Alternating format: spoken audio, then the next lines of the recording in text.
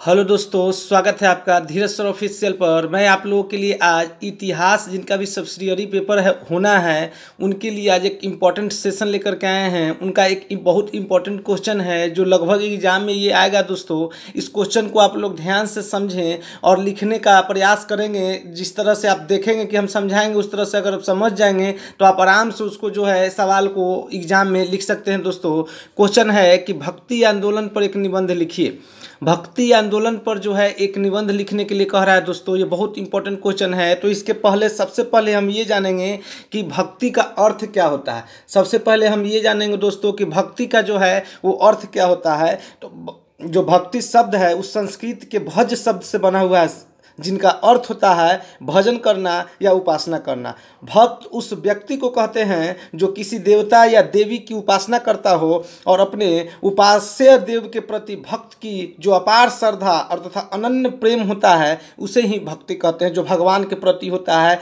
इस भक्ति से भक्त को अपने उपास देव से प्रसाद अथवा आशीर्वाद या कृपा प्राप्त होती है और उपास देव की अपनी भक्ति पर जो कृपा होती है उसी को प्रसाद कहते हैं। उपास देव के इस प्रसाद के प्राप्त हो जाने पर भक्त को मोक्ष मिल जाता है। और भगवत गीता में भी ये कहा गया है कि मोक्ष के प्राप्ति के 3 साधन बताए गए हैं: ज्ञान मार्ग, कर्म मार्ग और भक्ति मार्ग। ये 3 मार्ग जो है आपको भगवत गीता में भी ये मोक्ष प्राप्ति के साधन बताया गया है। कौन कौन सा है कि ज्ञान मार्ग, कर्म मार्ग और भक्ति मार्ग है। ज्ञान मार्ग का यह तात्पर्य है कि मनुष्य अपनी अज्ञानता का विनाश करके और ज्ञान से आलोक की प्राप्ति करके मोक्ष प्राप्त करता है। और इसके बाद जो कर्म है, कर्म मार्ग का वह तात्पर्य है कि मनुष्य अच्छे अच्छे कर्म करके बुरे बुरे कर्मों से बचकर मोक्ष प्राप्ति कर सकता है। और भक्ति मार्ग का तात्पर्य यह है कि भगवान का भजन या उसकी उपासना कर मनुष्य मोक्ष प्राप्त कर सकता है। यह स्पष्ट है कि इन तीनों मार्गों में ज्ञान मार्ग सबसे अधिक कठिन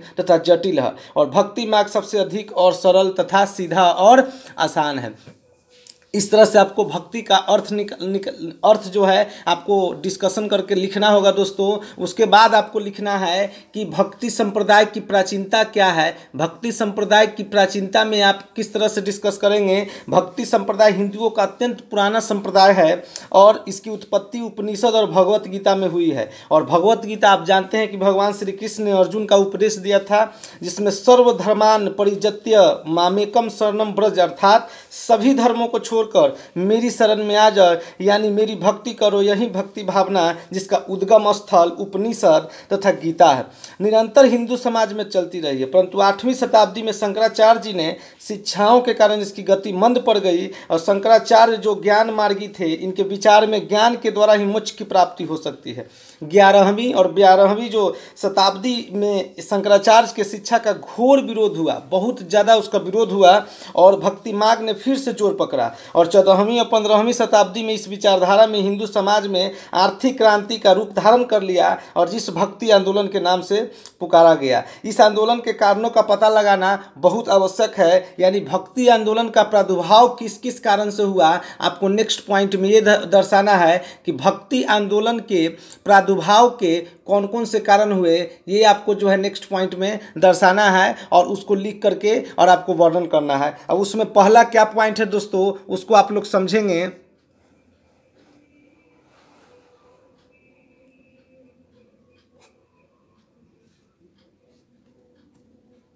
पहला है आश्रय की खोज। पहला जो है भक्ति आंदोलन के प्रादुर्भाव के जो कारण है वो है आश्रय की खोज। यह वह युग था जब हिंदू लोग अपने राजनीतिक स्वतंत्रता खो चुके थे और परतंत्रता के बंधन से मुक्त होने का कोई मार्ग नहीं दिखाई दे रहा था। जब मनुष्य को मानवीय सहारा की आशा नहीं रहती है तब वो ईश्वर की शरण में जाने का प्रयत्न करता है और फलतः इस कारण से ही हिंदू लोग भी भगवान की शरण में चले गए और भक्ति में लग गए। नेक्स्ट पॉइंट जो है वो है आपका पराधीनता के विस्मरण का साधन। नेक्स्ट जो पॉइंट है वो आपका है पराधीनता के विस्मरण का साधन। नेक्स्ट पॉइंट में इसको किस तरह से आप लिखेंगे कि हिंदू लोग मुसलमान के अधीन हो गए थे, इससे उनका जीवन बड़ा ही दुखी हो गया था। कहा भी गया कि कर विचारू देखू मन भावो पराधीन सुख सपने हूँ नाही। इस पराधीनता के विस्मरण का एकमात्र उपाय है भगवत भजन था, और भक्त अपने उपास देव को भक्ति में मस्त रहता था और अपने को किसी बादशाह से कम नहीं समझता था। वो अपने को स्वतंत्र और सभी बंधनों से मुक्त समझता था। इस प्रकार भक्ति आंदोलन ने अपनी पराधीनता के विस्मरण को कराने में हिंदुओं की बहुत महत्वपूर्ण सुविधा और जो है आपको प्रदान किया था इस साधन से, जो पॉइंट था पराधीनता के विस्मरण का साधन। नेक्स्ट पॉइंट है कि क्रियात्मक शक्ति के नियोजन की आवश्यकता। क्रियात्मक शक्ति के नियोजन की आवश्यकता। इस पॉइंट में हम इस तरह से लिखें कि मनुष्य एक क्रियाशील प्राणी है, सामाजिक प्राणी है, और भारत में मुसलमानों का प्रभुत्व स्थापित हो जाने के कारण हिंदुओं के धर्म कार्य के अनेक मार्ग बंद हो गए थे। अतएव इसमें बहुत बड़ी संख्या में जो थे लोग भक्ति और शक्ति को जो है त्याग दिए थे।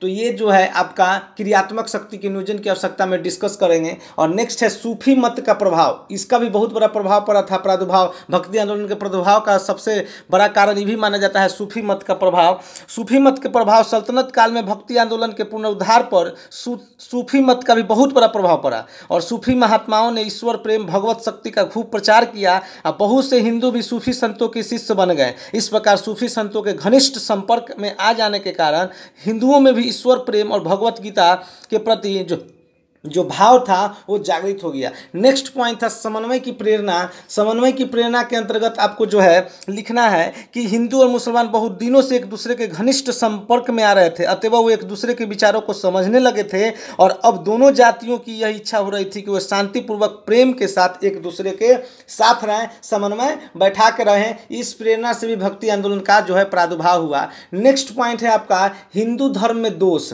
हिंदू धर्म में दोष। इस काल में हिंदू धर्म में अनेक दोष आ गए। लोग धर्म के वास्तविक स्वरूप को भूलते जा रहे थे, उनके बाह डंबर के जाल में फंसते जा रहे थे। फलतः इस युग में अनेक आर्थिक चिंतन, धार्मिक चिंतन और सुधारक हुए, जिन्होंने धार्मिक क्रांति आरंभ करके प्रमुख धार्मिक चिंतनों और सुधारकों को संक्षिप्त जो है परिचय दिया।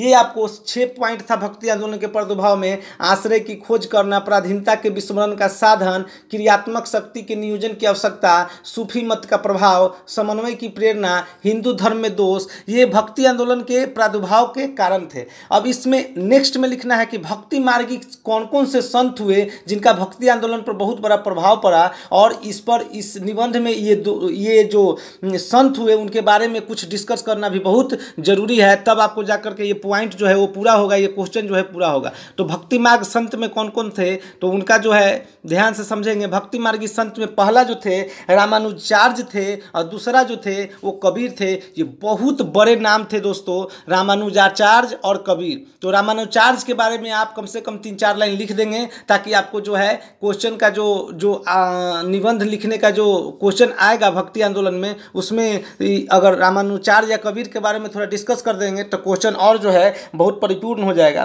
तो रामानुजाचार्य के बारे में कुछ हम बता देते हैं। रामानुजाचार्य का जन्म 1016 ईस्वी में दक्षिण भारत में हुआ था, और उसकी शिक्षा दीक्षा काशी में हुई। अंत में मैसूर में उन्होंने अपना जीवन व्यतीत किया। और रामानुजाचार्य वैष्णव धर्म के मानने वाले थे, विष्णु और लक्ष्मी के उपासक थे।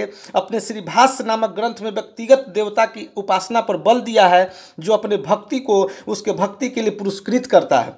रामानुजाचार्य के विचार में मोक्ष की प्राप्ति का केवल यही एक मार्ग है, परंतु वे ईश्वर को साकार और सगुण भी मानते थे, अर्थात वे विशिष्टाद्वैतवादी थे। रामानुजाचार्य कट्टर हिंदू के अंतर्गत आते थे, यानी वे कट्टर हिंदू के अंतर्गत जो है उनको जोड़ा गया था। वे हिंदुओं और मुसलमानों से और द्विजों और शूद्रों से श्रेष्ठ मान करके थे। और रामानंद ने अपने उपदेश जन साधारण की भाषा में दिए, और इनकी शिक्षाएं लोकप्रिय भी हुई। और 1470 ईस्वी में रामानंद के परलोकवास हो गया, यानी वे दुनिया छोड़ करके चले गए। इस तरह से आपको रामानुजाचार्य के बारे में लिखना है। नेक्स्ट पॉइंट है आपका कबीर जी के बारे में। कबीर जी के बारे में आज कौन नहीं जानता है। कबीर बहुत बड़े संत थे, भक्ति मार्गी संत के रूप में उनका बहुत बड़ा नाम था।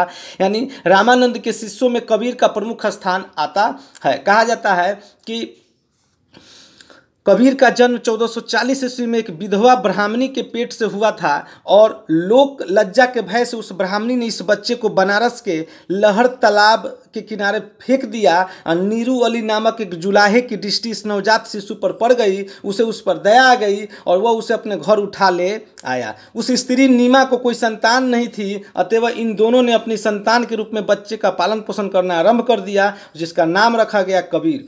कबीर का पालन पोषण मुस्लिम परिवार में हुआ और वे जुलाहा का काज करते थे, परंतु हिंदू धर्म का भी उन्होंने ज्ञान प्राप्त किया और कबीर बाल्यकाल से ही बड़े चिंतनशील जब वो बड़े हुए तो उन्होंने धर्मगुरु की खोज को आरंभ किया और उन दिनों रामानंद जी की बड़ी ख्याति थी, अतएव कबीर उन्हीं के शिष्य बन गए और कबीर ने राम को अपने उपास्य देव बनाया, परंतु उन्हें राम तथा रहीम में कोई अंतर नहीं रखा। उनकी दृष्टि में ईश्वर तथा अल्लाह एक थे और कबीर जो थे वे स्वयं किसी नए धर्म के प्रवर्तक न थे, वरन वो एक बहुत बड़े सुधारक थे। तत्कालीन समाज में जो दोष विद्यमान थे उनका उन्होंने विरोध किया और लोगों को सही मार्ग अपनाने का निर्देश दिया। इस तरह से कबीर के बारे में आपको डिस्कस करना है दोस्तों, ये बहुत इंपॉर्टेंट है। यानी भक्ति मार्गी संत में रामानुचार्य के बारे में कुछ जो हम बताएं उतना लिख देना है दोस्तों, और कबीर के बारे में जितना बताएं उतना लिख देना है। आपका जो है ये क्वेश्चन जो है भक्ति आंदोलन पर निबंध ये कंप्लीट हो जाएगा दोस्तों। और इस तरह से इस सवाल को आप आसानी से समझ करके और एग्जाम में